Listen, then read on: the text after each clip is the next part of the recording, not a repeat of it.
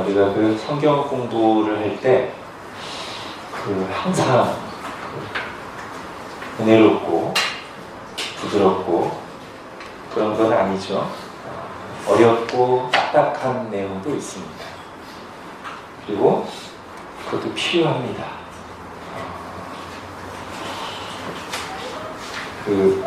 운동할 때도 바로 이렇게 재미있는 플레이로 가고 싶지만 그 전에 몸 푸는 거나 왜 하는지 모를 기초 체력 운동 같은 거 하잖아요. 근데 그걸 해야 플레이가 제대로 나오죠, 그죠? 성경도 마찬가지입니다. 이제 설교를 준비할 때 예를 들면 주해 과정이 있습니다. 맨 마지막에는 이제 적용이 나오죠. 그 전에 제일 첫 단계가 주해가 뭐냐면 말 그대로 이 본문의 정확한 의미, 이 단어와 이 문장들의 정확한 의미를 해석하는 겁니다. 그리고 나서 이제 묵상하면서 적용까지 이렇게 나오는 거거든요. 이 주해 과정이 잘 돼야 그 뒤에 나오는 메시지가 다르면서도 깊이 있으면서 풍성할 수 있어요. 그렇지 않으면 굉장히 이렇게 적용이 잘못될 수도 있고 늘 하는 뻔한 내용이 나오기가 쉽습니다. 이제 요리로 비유하면 이제 하나의 설교문은 이미 다 요리가 돼서 나오는 거예요. 그 전에 이제 설교자들은 뼈를 발라내고 칼로 자르고 양념을 치고 이런 걸 다 해서 이제 요리를 내오는 겁니다. 이제 그 과정이 있어야 나중에 맛있잖아요, 그죠? 근데 그 과정은 조금 불편하고 힘들죠. 그래서 보통은 이제 교우들한테 말씀이 나갈 때 요리된 상태로 나갑니다, 주로. 특히 줄 설교는 그렇죠. 그러나 이렇게 성경 공부를 할 때는 요리 과정을 조금씩 나누는 것도 유익합니다. 왜냐하면 늘 설교를 듣기만 하시는 게 아니라 본인이 또 성경을 개인적으로 읽으면서 이 본문을 이해해야 되고 자기한테 적용해야 되는데 그때 이 성경 공부 과정에서 그 요리 과정을 어느 정도 공유를 하게 되면 요리하는 과정을 배울 때는 조금 딱딱하고 힘들 수 있지만 나중에 개인적으로 성경 읽기 할 때, 적용할 때, 그리고 우리가 공부한 이 성경책을 읽을 때 유익한 것이죠. 제가 이렇게 오늘 서론을 장황하게 한 이유는 여러분 오늘 그 교재에 보면 다른 때보다 계략적인 관찰 부분이 좀 길어요, 그죠?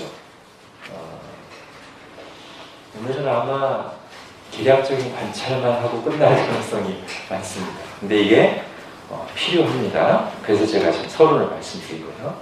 말하자면 이게 주해 과정 비슷한 건데요. 고린도후서는 그 부분이 필요합니다. 필요하고 이것이 나중에 이제 고린도후서를 읽을 때뿐 아니라 여러분 개인적으로 성경 읽고 연구할 때도 도움이 되실 겁니다. 자, 첫 번째부터 보겠습니다. 자, 우리가 다시 자천하기를 시작하겠느냐. 1절에 밑줄을 쳐놨어요. 4장 2절에도 오늘 본문 말고 4장 2절에 각 사람의 양심에 대해서 스스로 추천하노라. 5장 15절에도 다시 우리가 다시 너희에게 자천하는 것이 아니오. 6장 4절에도 오직 모든 일에 하나님의 일꾼으로 자천하여. 자천은 스스로 추천이죠, 그죠? 셀프 추천. 그러니까 제가 그냥 다 밑줄을 쳐놓긴 했습니다만 사실은 이 자천이라는 단어에는 스스로 추천 이 두 단어가 같이 있는 겁니다. 그 다음에 여기까지는 그나마 이제 추천과 자천인데 10장부터 보면 우리는 자기를 칭찬하는 어떤 자와 더불어 제가 칭찬에도 밑줄을 쳐놨고요. 그 밑줄도 앞에 있는 밑줄과 다른 실선을 치거나 다른 모양이 아니라 똑같은 밑줄을 쳐놨어요. 똑같은 밑줄을 쳐놨다는 것은 같은 단어라는 뜻입니다. 원어로 같은 단어예요. 자, 10장 18절에도 옳다 인정함을 받는 자는 자기를 칭찬하는 자가 아니요 오직 주께서 칭찬하시는 자들아. 12장 11절에 나는 너에게 칭찬을 받아야 나타납니다. 여기 지금 나와 있는 이 모든 단어가 똑같은 단어입니다. 어떤 단어냐면 헬라어로 쉬미스타오.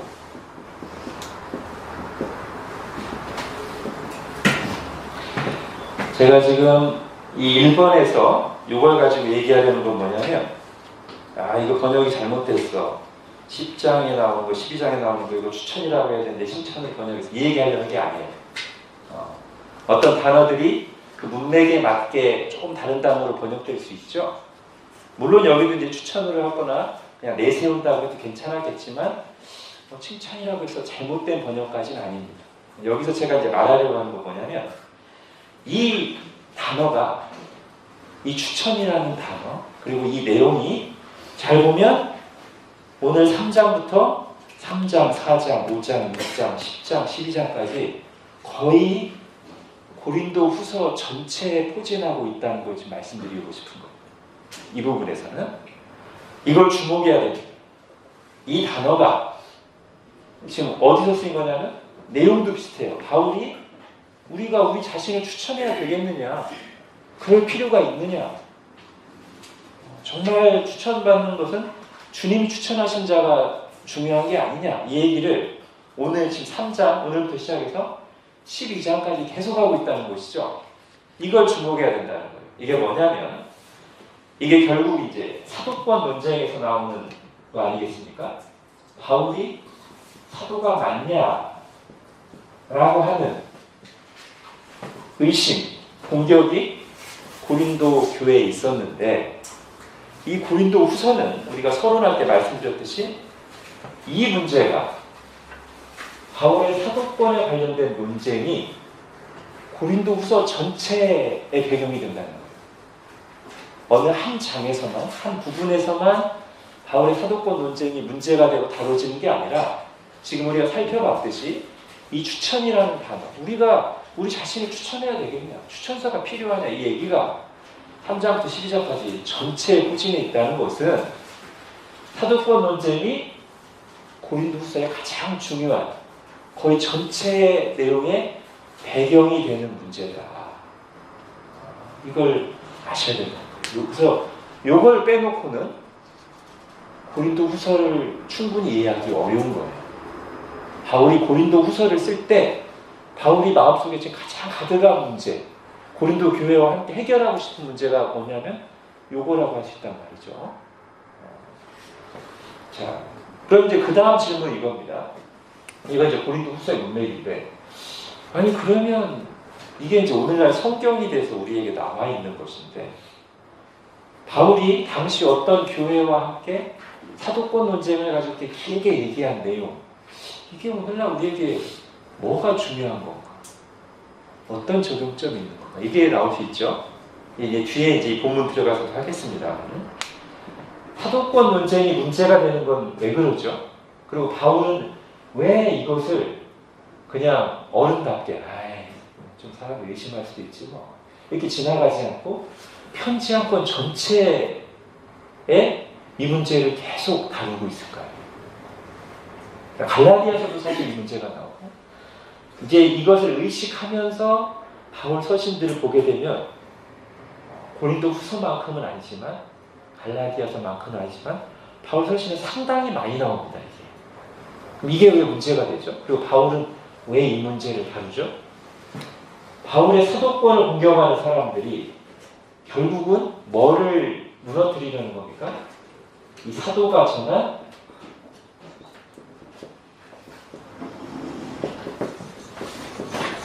복음이에요. 그죠?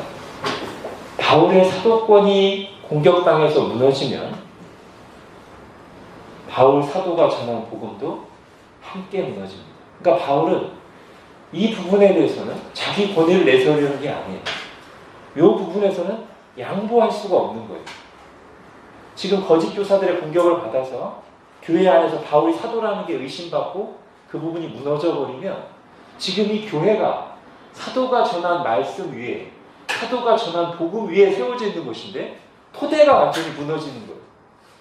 바울이 그거를 용납할 수가 없습니다. 그렇기 때문에 이걸 지키기 위해서 바울이 이 문제를 가벼이 다룰 수가 없는 겁니다. 굉장히 강하게 얘기하고 있는 거고요. 그럼 이것이 오늘날 우리에게 이제 어떻게 적용되겠어요? 결국 이제 사도들이 전하는 것이 오늘 좀 전에 말씀드렸듯이 성경이 됐는데, 그죠? 우리가 사도와 선지자들의 터 위에 세워져 있잖아요. 사도와 선지자들이 전하는 말씀, 하나님의 말씀인데, 요게 공격받으면 그 다음에 우리의 신앙은 어디에 서야 됩니까?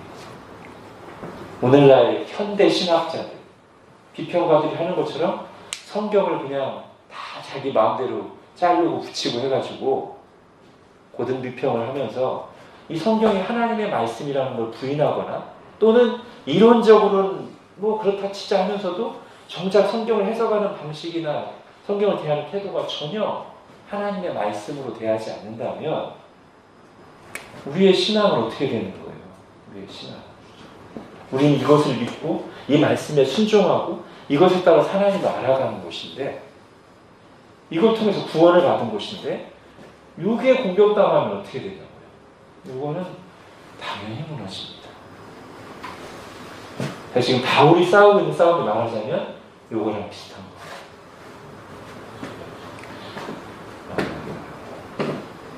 자, 그러면서 이게 이제 핵심적인 내용이고요. 그러면서 이제 오늘 본문의 한정에서 적용한다면 이게 이제 추천하다라고 했잖아요. 요거랑 똑같은 단어는 아니지만 이제 보면 추천서 내지는 편지라는 단어가 이제 나오잖아요. 요 단어를 우리가 어떻게 해석해야 되는 거예요? 지금 요것을 우리가 살펴봤다면 지금 바울이 사도권 논쟁을 하면서 이 추천이라는 내용을 말하고 있고 그러면서 추천서 편지 얘기가 나왔구나. 그러면 이 편지는 어떤 편지인 거예요? 우리가 일반적으로 주고받는 그런 게 아니고 요거예요. 말하자면 바울의 추천서로서의 편지란 말이죠. 그 의미가 1차적인 의미예요. 그걸 빼놓고 문맥을 떠나서 그리스도의 편지, 은혜로 그것만 또 먼저 바로 넘어가려고 하면 안 된다. 이 문맥 속에서 오늘 3장에 나오는 그리스도의 편지는 1차적으로 이런 의미입니다. 그리스도가 주신 추천서예요. 바울은 사도가 맞다라고 하는 추천서로서의 그리스도의 편지라는 거예요. 사람이 추천해 준 게 아니라 바울이 사도라는 것을 그리스도께서 추천해 줬단 말이에요. 그런 의미로 나오는 겁니다. 자, 이 정도 하고요. 네, 본문 들어가서 좀 더 할 테니까. 자, 2번이 이제 그 내용이에요. 2번을 잘 보십시오. 추천서를 너희에게 붙이거나 혹은 너희에게 받거나 할 필요가 있겠느냐? 그럴 필요가 없다는 것이죠. 그러면서 너희는 우리 편지라. 너희는 우리로 말미암아 나타난 그리스도의 편지라. 그러니까 이것을 합쳐서 이제 문장으로 말하면 우리가 여러분에게 추천서를 받거나 아니면 여러분한테 나오면서 어디선가 받은 추천서를 여러분에게 보여줘야 할 필요가 있겠습니까? 여러분 자신이 추천서잖아요. 이 얘기예요. 그런 의미로 지금 편지가 나온 겁니다. 그래서 이건 다 쓰셨죠? 저 추천서라는 단어가 쉬스타티코스 에피스톨레. 이건 안 적으셔도 됩니다. 제가 뭐 설명하려고요.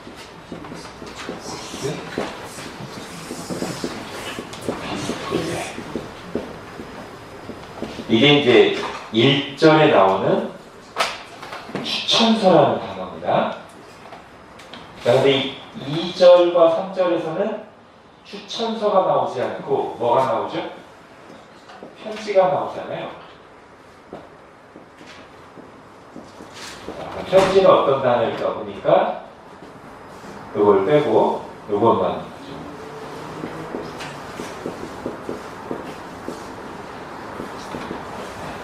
이게 2절, 3절에 나오는 편지라는 단어.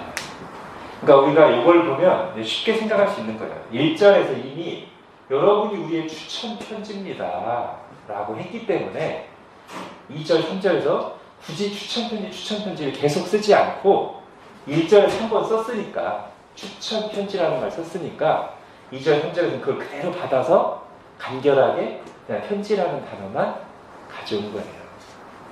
그렇죠? 그러니까 사실은 같은 단어라고요. 우리가 추천서를 받을 필요가 있습니까? 여러분이 우리의 추천서입니다. 여러분이 그리스도의 추천서입니다. 이 얘기예요. 그죠? 이 에피스톨레는 우리가 이제 편지하면 제일 먼저 떠오르는 기본 단어가, 영어 단어가 레터죠. 그죠? 레터가 있고요. 또 하나가 있어요. 에피슬이라는 단어. 근데 이게 이제 가장 일반적인 편지 단어고요.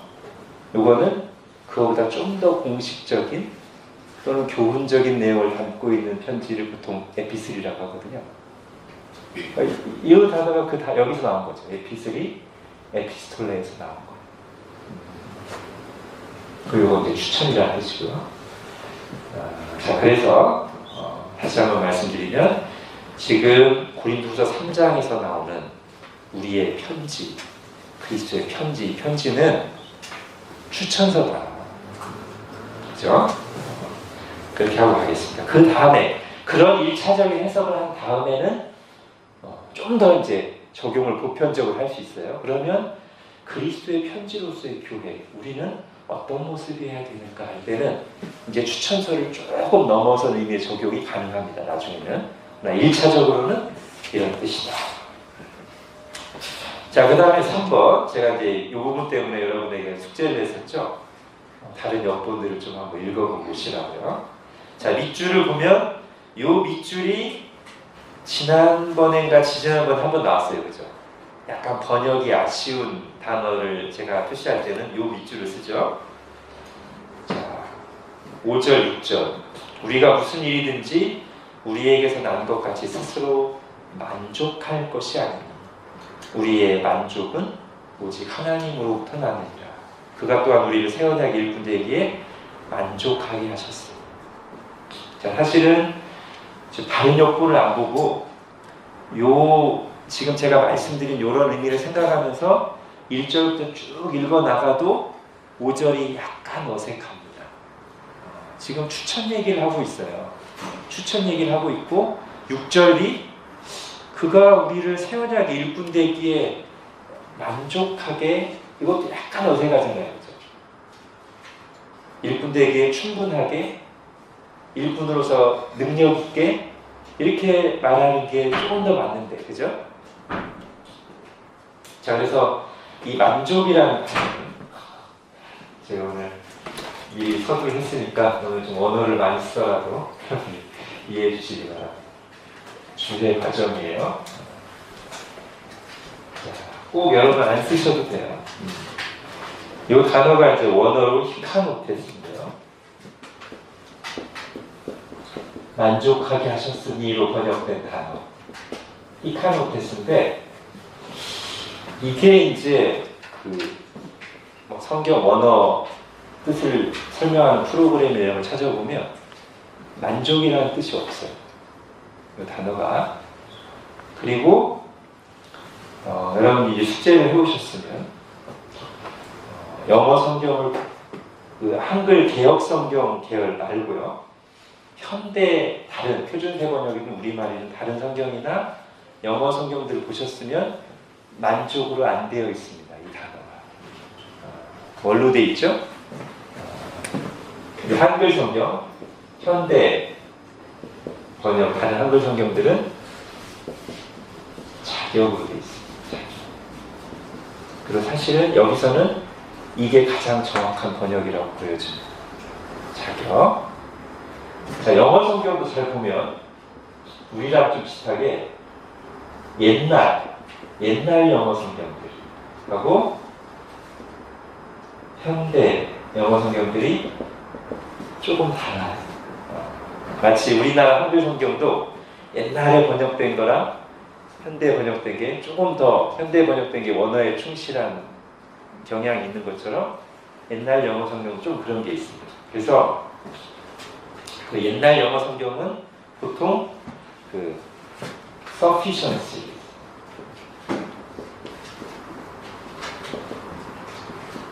이게 무슨 뜻이죠? 충분함, 그죠?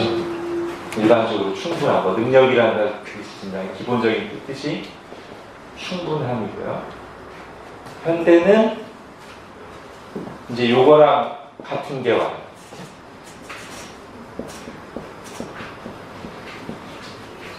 또는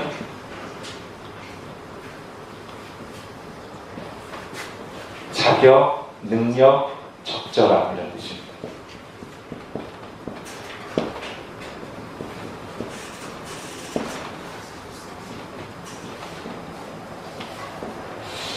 그래서 일단 이 본문에 맞는 해석은 얘들로 보여요. 근데 요것까지는 근데 괜찮습니다. 왜냐하면 여기서 충분함이라고 해석해도 충분함을 넣어서 문장을 만들면 결국 이거랑 비슷한 뜻을 가질 수 있어요. 물론 칼빈은 이 번역에 대해서 굉장히 비판했지만 이게 라틴어 성경, 벌게이트 성경에서 보면서 요것 때문에 로마 천주교에서 잘못 해석할 여지를 줬다고 해서 칼빈은 이 번역을 싫어했어요. 왜냐하면 요 단어가 들어가면 한마디로 이 본문은 우리에게는 아무 자격도 없다 이런 뜻인데, 충분함이라는 단어를 해버리면 우리에게 약간은 있는데 좀 부족하다, 불충분하다. 그런데 하나님이 거기에 뭐를 더 보태해 주셔서 충분해졌다, 이런 해석이 가능하기 때문에 칼빈이 이걸 못마땅하게 쓰겠어요. 이걸 해야 된다는 거예요. 칼빈은 자격이라고 해야 원래 의도에 맞게, 우리에게는 아무것도 내세울 게 없는데 조금의 자격도 없는데 오직 은혜로 하나님 일꾼이 되었다, 이게 맞는데 이렇게 제롬이 벌게이트 성경에서 이렇게 하는 걸 그대로 이제 로마 천주교가 가져오면서 거봐, 우리에게 뭔가 아주 없는 건 아니고 좀 있어, 근데 불충분해, 근데 하나님 채워줘서 충분하게 될 거야, 이렇게 해석했다고 해서 싫어했단 말이에요. 그러나 그냥 제가 그런 예민한 것까지 갖지 않고 역사적인 상황 다 빼고 그냥 보면 뭐 이 단어도 큰 문제 없습니다. 여기서 예를 들면 여기서 우리가 무슨 일이든지 우리 스스로에게 난 것 같이 스스로 충분한 게 아니다. 우리는 우리만으로는 안 된다, 이런 거죠. 우리의 충분함, 우리의 자격은 오직 하나님으로부터 났다. 네. 이렇게요. 근데 칼빈은 이 충분함이란 번역에 대해서도 못마땅히 했는데 아마 이 5절을 만족으로 번역한 거 보면 칼빈은 더 화냈을 겁니다. 아, 이게 뭐예요, 이거 지금? 갑자기 이게 무슨 뜻이 되는 거냐? 자, 그렇게 하고요. 나중에 이제 본문 가서 좀 더 하겠습니다. 그 다음에 4번을 가보겠습니다. 자, 이거는 이제 이 단어가 워낙 많이 나와서 제가 가져왔어요. 자, 영광이라는 단어가 3장에 많이 나옵니다. 그 중에서도 잘 보면 7절부터 11절 사이에 집중되어 있습니다. 이게 일단 5번이라고 하면서 제가 다시 비교해서 말씀드릴게요. 이게 지금 새 언약의 일꾼에게 일꾼이라는 게 아주 영광스러운 직분이다 라는 것을 모세의 직분과 비교하면서 얘기하면서 영광이라는 말이 많이 나와요. 자, 오늘 뭐 기왕에 딱딱한 거 하기로 했으니까 영광 한번 더 해볼까요? 여러분, 영광이 무슨 뜻이죠? 성경에 영광이라는 말 많이 나오고 우리도 씁니다. 근데 막상 영광이 뭡니까? 그러면 뭐라고 이렇게 딱 손에 잡히게 설명하기가 쉽진 않아요. 영광을 한번 정리해 볼까요? 이 영광은 물론 이제 구약 단어가 있습니다. 그 성경 원어가 있습니다. 히브리어로는 카보드, 헬라어로는 독사. 해당하는 독사예요. 근데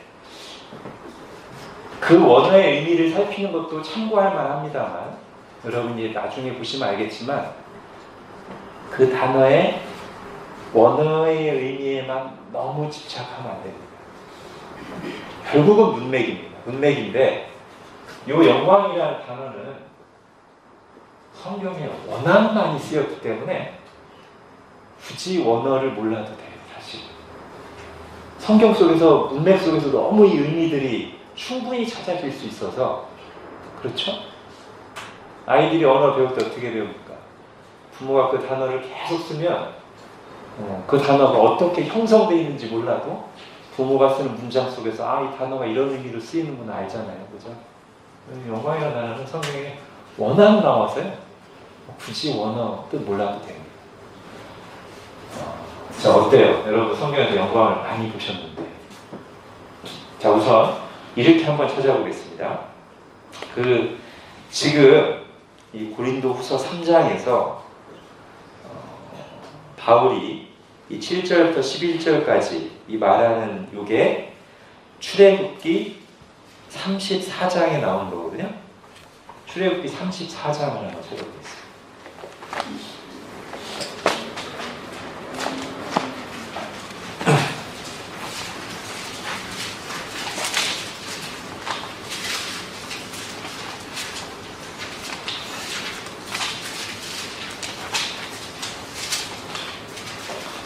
출애굽기 34장에 모세가 하나님께 가서 40일간 머물면서 십계명 돌판을 가지고 내려오는데 모세의 얼굴이 빛났어요. 자, 34장 29절 보겠습니다. 출애굽기 34장 29절과 30절. 자, 같이 한번 읽어보겠습니다. 시작. 모세가 그 증거의 두 판을 모세의 손에 들고 시내산에서 내려오니 그 산에서 내려올 때 모세는 자기가 여호와와 말하였으므로 말미암아 얼굴 피부에 광채가 나나 깨닫지 못하였다가 아론과 이스라엘 자손이 모세를 볼 때 모세의 얼굴 피부에 광채가 남을 보고 그에게 가까이 하기를 두려워하더니. 예. 자, 요걸 가져온 건데 오늘 고린도 후서 3장 7절 보십시오.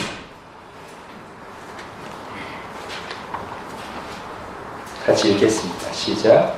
돌에 서서 새긴 죽게 하는 율법 조문의 식품도 영광이 있어 이스라엘 자손들은 모세의 얼굴에 없어질 영광 때문에도 그 얼굴을 주목하지 못하였거든.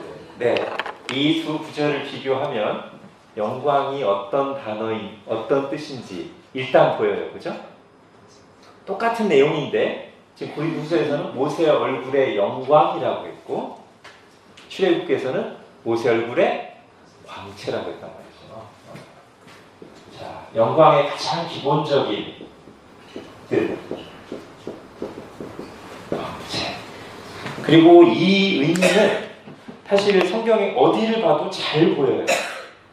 예를 들면 계시록 21장 보실까요?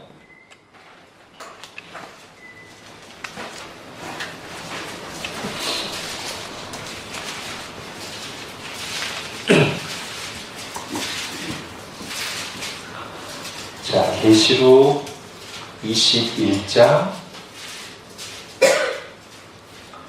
23절 같이 읽겠습니다. 시작. 그 성은 해나 달의 비침이 쓸데없으니 이는 하나님의 영광이 비치고 어린 양이 그 등불이 되십니다. 예, 여기도 이 영광을 뭘로 해석하는 게 가장 자연스러워요? 빛 또는 광채, 그죠? 자, 또 보겠습니다. 이사야 60장.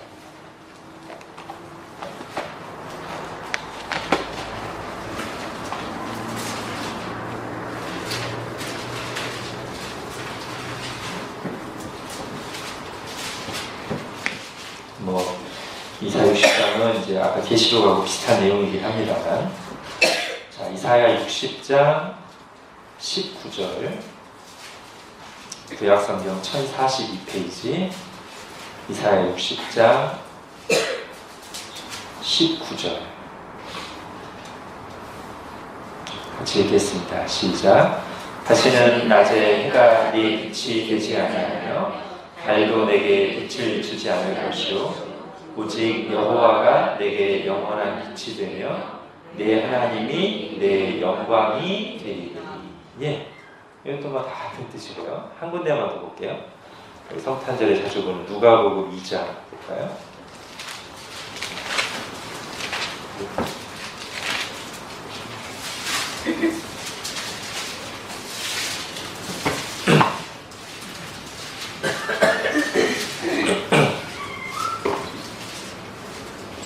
자, 누가복음 2장 9절 같이 읽겠습니다. 시작. 주의 사자가 곁에 서고 주의 영광이 그들을 두루 비추매 크게 무서워하는지라. 네. 영광, 빛, 광채. 우리 이 단어로 봐도 광자가 무슨 광자? 빛광자고 영어로 글로리잖아요. 제가 알기로 이 글이 들어가는 게 아마 빛과 관련된 의미가 있을 겁니다.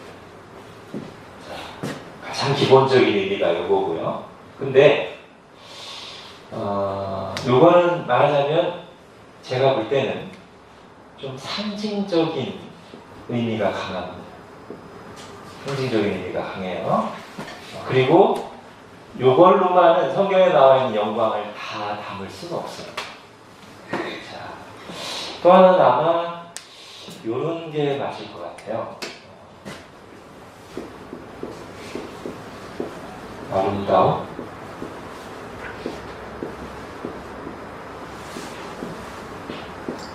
탁월함,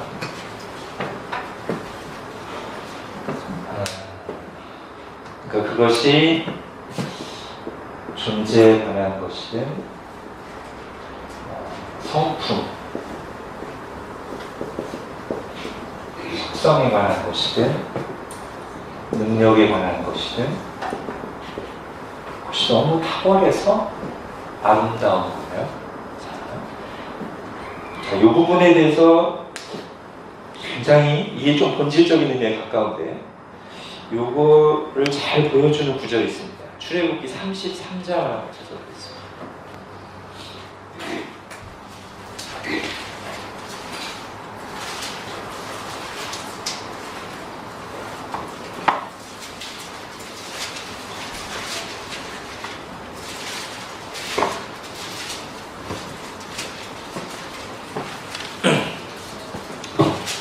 자, 출애굽기 33장 18절 보십시오. 8장 18절에 보면 모세가 우리를 위해서 이런 간구를 합니다. 모세가 이르되 원하건대 주의 영광을 내게 보이소서. 주의 영광이라는 걸 보여달라는 거예요. 그랬더니 19절에 그 모세의 말을 하나님이 어떻게 받으시냐면 여호와께서 이르시되 내가 내 모든 선한 것을 내 앞으로 지나가게 하고 여호와 이름을 내 앞에 선포하리라. 자, 요거죠. 내 모든 선한 것, 영광을 보여달라고 했더니 내가 내 모든 선한 것을 내 앞으로 지나가게 하겠다. 그러면서 22절에 그것을 다시 주님이 이제 모세가 했던 말로 받으셔서 내 영광이 지나갈 때 라고 말씀하시죠. 그러니까 영광을 보이소서 했더니 내가 내 모든 선한 것을 네 앞에 지나가게 하겠다. 내 영광이 지나갈 때 내가 너를 덮겠다. 이렇게 말씀하셨어요. 그러면 지금 이 문맥에서만 보면 하나님의 영광은 하나님의 모든 선한 것과 거의 비슷한 의미로 쓰였어요. 그죠? 그게 지금 요 2번이란 말이에요. 내 모든 선한 것, 하나님의, 이게 아마 가장 어울리겠죠. 하나님의 속성, 하나님의 모든 거룩한 선한 속성, 그것을 지나가게 하겠다. 그것을 이제 영광이라고 이제 표현한 건데, 이제 우리가 그 말을 이제 생각할 때 아마 이런 단어가 제일 이런 의미를 담기에 무난한, 하나님의 모든 정말 아름다움, 탁월함. 자, 그 다음에는 요거랑 또 비슷하게 쓰인, 영광이 저거랑 약간 비슷하게 쓰인 게 또 하나 있는데요. 고린도전서 15장 가보겠습니다.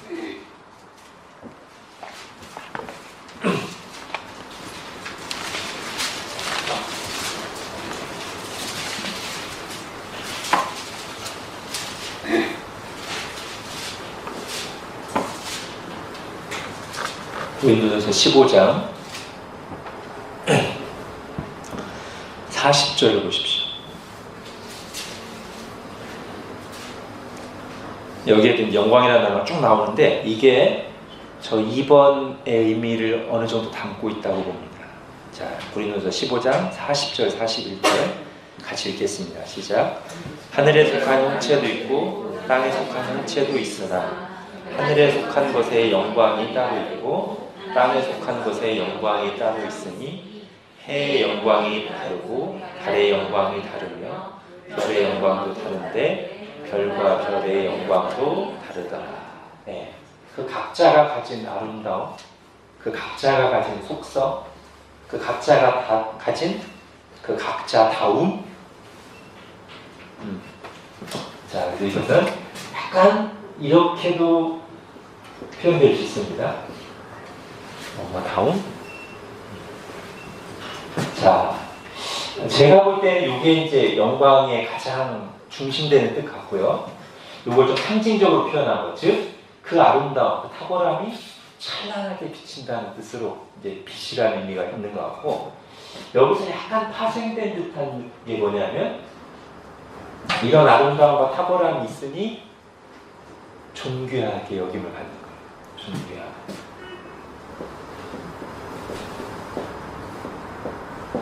이런 의미가 있습니다. 그리고 이때는 뭐랑 이제 반대되는 의미예요? 욕돼. 그죠? 자, 지금 고린도전서 15장을 펴놓고 계시죠? 여기에 저 의미가 또 나옵니다. 바로 뒤에 고린도전서 15장 43절을 보십시오.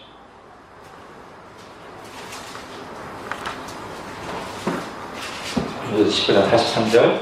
욕된 것으로 심고 영광스러운 것으로 다시 살아납니다. 여기서 영광스러움은 이렇게 해석하면 거의 무리가 없어요. 존귀함으로 해석하면 거의 무리가 없어요. 자, 제가 볼 때는 성경에서 나오는 이 영광이라는 단어는 거의 이 세 단어로 바꾸면 그 문맥에 맞게 이렇게 들어가야 맞을 때가 있고, 요거는 이제 일단 기본적으로 다 되고요. 상징의 의미니까 빗을럼 거의 다 되긴 합니다. 그러나 더 그 문장에 맞게 하려면 이렇게 하는 게, 지금 예를 들면 고린도전서 15장 43절은 빛이라고 넣으면 약간 어색해요. 그죠? 욕된 것으로 심고 광채로 거두고, 안 되는 건 아니지만 존귀함으로 넣는 게 더 자연스럽죠. 그래서 요 세 단어로 하면 성경에 나오는 영광이라는 말을 거의 바꿀 수 있고, 아까 말씀드린 것처럼 저는 요 의미가 가장 더 본질적인 의미에 가깝지 않을까. 요게. 그러면서 이걸 상징적으로 표현하는 게 빛이고, 거기서 약간 파생된 듯한 게 존귀함인데, 자, 그러면 이제 우리가 이걸 이제 실제로 한번 적용을 해보면, 하나님의 영광. 그럼 뭐예요? 하나님의 아름다움이 찬란하게 비추는 것, 하나님의 탁월함의 광채. 예를 들면 이렇게 표현하는 게 가장 적절할 것 같아요. 하나님의 영광, 하나님의 아름다움, 이 찬란하게 비춤, 또는 하나님의 탁월함의 광채. 이렇게 하면 제일 어울릴 거예요. 사실 우리도 자, 요 의미를 가져와서 이걸 표현해 볼게요. 만약에 여러분이 아는 사람 중 한 명이 피아니스트예요. 연주회에서 그 친구가 나와서 이제 피아노를 다 연주했어요. 아니, 우리 성의자매씨가 바이올리니스트가 저희가 바이올린을 딱 연주했어요. 근데 우리 교우들이 딱 가서 연주를 보고 끝나고 나서 딱 이렇게 얘기하는 거죠. 야, 성의자매 진짜 제일 빛나더라. 이렇게 표현했어요. 연주회를 보고 나서 야, 성의자매 정말 빛나더라. 우리 이렇게 표현 쓸 수 있잖아요. 그죠? 그 말이 성의자매의 그 연주를 통해서 성의자매의 영광이 드러난 것이고, 또는 우리는 그 말을 함으로써 영광을 돌리는 거예요. 그 사람의 연주에 합당한, 그 사람의 그 모습에 합당한 영광을 돌린 게 그 말이에요. 야, 진짜 빛나더라. 자, 하나님의 영광이 드러난다. 하나님의 영광이 드러난다는 것은 하나님의 존재 또는 하나님의 성품, 하나님의 능력의 탁월한 아름다움이 드러나는 게 하나님의 영광이 드러나는 것이고, 또는 하나님다우심이 드러나는 게 하나님의 영광입니다. 하나님께 영광을 돌린다는 그걸 그대로 이렇게 해서 하나님이 받으시기에 마땅한 하나님께만 해당되는 것을 인정하고 높여드리는 것. 하나님께 영광을 돌리는 것.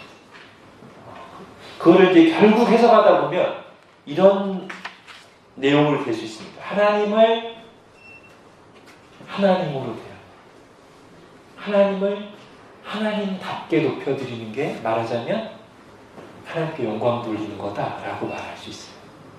결국에 그걸 하지 않는 것, 즉 하나님께 마땅한 높임, 하나님께 받으셔야 될 것을 안 돌리거나 아니면 하나님께 돌려야 될 것을 다른 데 돌리는 게 하나님의 영광을 찬탈하는 것이고, 하나님을 하나님으로 대접하지 않는 것이고, 우상 숭배하는 거예요.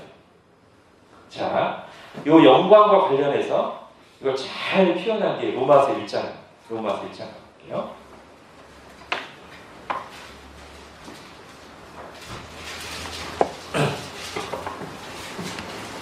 제가 설교 중에 가장 많이 인용하는 본문 중에 하나죠. 로마서 1장. 자, 로마서 1장 19절부터 23절까지가 오늘 이제 이걸 가지고 적용하고 이해할 때 제일 좋은 것 같아요. 거기 그 21절에 나오는 영화롭게가 결국 이제 영광 돌리는 거거든요. 그죠? 자, 한번 볼게요. 19절부터 20절을 보면, 이는 하나님을 알만한 것이 그들 속에 보입니다. 하나님께서 이를 그들에게 보이셨느니라. 창세로부터, 자, 이 부분, 그의 보이지 아니하는 것들. 아까 출애굽기에 나온 표현으로 하면 내 모든 선한 것, 그죠? 그거랑 비슷하죠? 그의 보이지 않는 것, 곧 그의 영원한 능력과 신성, 그분의 그 탁월하심, 그분의 존재 아름다우심, 그분의 뛰어남, 그런 것이 그가 만드신 만물에 분명히 보여 알려졌다. 그 말은 하나님이 창조하신 피조 세계가 하나님의 영광을 드러낸다, 이 말이에요. 그죠? 지금 오늘 이 배운 내용을 그대로 적용하면 하나님이 만드신 피조 세계가 하나님의 영광을 비춘다, 하나님의 영광을 드러낸다. 그분이 얼마나 뛰어난지 탁월한지 아름다운지를 하나님 맡긴 피조 세계가 분명하게 우리에게 보여준다.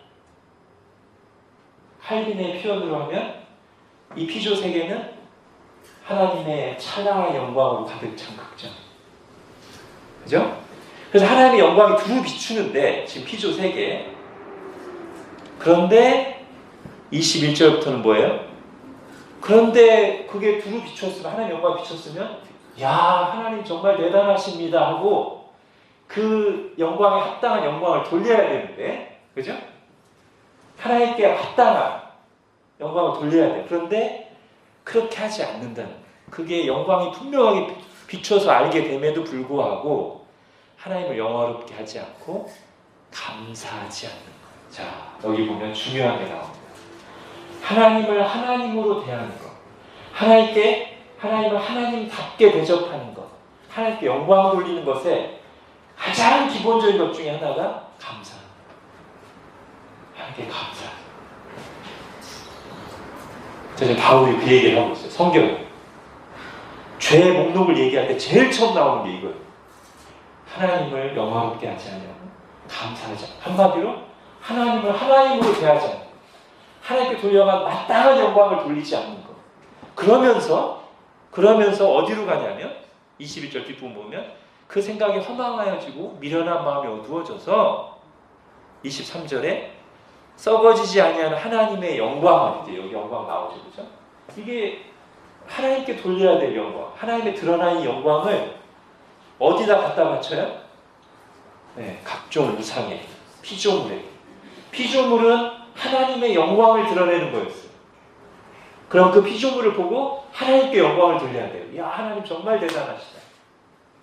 근데 죄를 짓고 어두워진 인간은 하나님의 영광이 피조물에게 가득 드러나는 걸 보고 하나님께 영광을 돌리는 게 아니라 그 피조물에게 영광을 돌려요. 피조물을 신으로 섬겨요. 이게 성경에서 말하는 죄의 가장 첫째 되는 죄. 다시 제가 표현을 하면 하나님을 하나님으로 대하지 않는 것.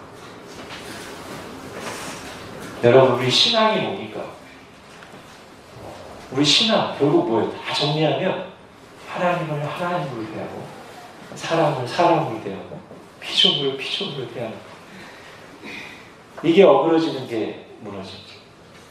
자기가 하나님 되려고 하고 하나님 아닌 걸 하나님처럼 의지하고 살아가고 그러면서 하나님께 돌려야 될 것을 안 돌려요. 하나님을 인정해야 될 것을 인정하지 않아요. 그죠? 자, 그게 하나님 가장 미워하시는 죄고 가장 근본적인 죄인 것이죠. 자, 영광은 이 정도 하겠습니다. 여러분이 한번 이렇게 정리하시고 나서 이제 성경에 영광이라는 단어가 나올 때 한 번 더 생각하시면서 보시면 좋을 것 같아요. 자, 이제 5번으로 가겠습니다. 고린도후서를 같이 펴놓으시고요.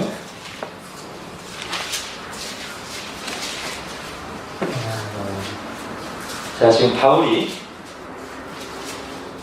아까 우리 찾아봤던 창세기 출애굽기 34장에 모세 얼굴에 그 광채가 비친 것, 모세 얼굴에서 영광이 비친 것을 가지고 지금 비교하면서 얘기를 하는 건데 거기에서 이제 두 가지를 가져온 거예요. 고린도서 3장 7절부터 11절까지는 그 비춘 것 자체,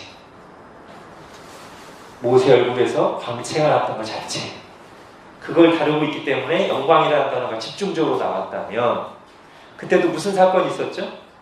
얼굴이 막 비치고 이스라엘 사람들이 두려워하면서 막 신기하게 보니까 모세가 수건으로 자기 얼굴을 덮잖아요. 그죠? 그걸 가지고 또 하나 주제를 얘기하는데 그게 이제 12절부터 18절까지. 그래서 7절부터 11절까지는 영광이라는 단어가 집중적으로 나오고 12절부터 18절까지는 수건이라는 단어가 집중적으로 나옵니다. 네, 그걸 제가 보여주려고 이제 5번을 붙여온 거예요. 수건. 즉 출애굽기 34장에 나오는 그 모세의 얼굴에서 빛이 나고 수건 덮은 얘기에서 바울은 지금 두 가지를 가져왔다. 하나는 영광이 있는 그 자체를 가지고 새 언약의 직분, 사도 직분의 영광스러움을 표현했고 앞부분에서 뒷부분은 수건으로 덮인 것을 약간 좀 변형해서 가져와서 이스라엘 백성들의 마음에 지금 수건이 덮여있다. 옛날에 모세 얼굴에 수건이 덮여서 빛이 안 보이듯이 이스라엘 백성들은 마음에 수건이 덮여있어서 복음의 영광, 복음의 빛을 못 보고 있다. 그 얘기를 하는 겁니다. 자, 6번으로 가겠습니다.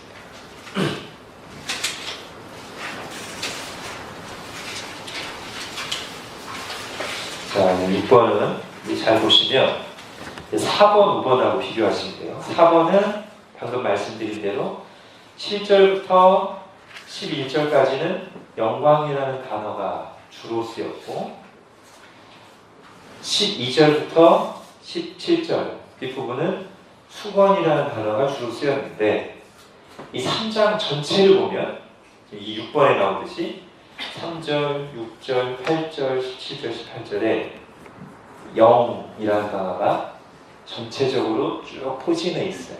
영은 물론 성령입니다. 그래서 고린도후서 3장은 크게 세 부분으로 나눌 수 있는데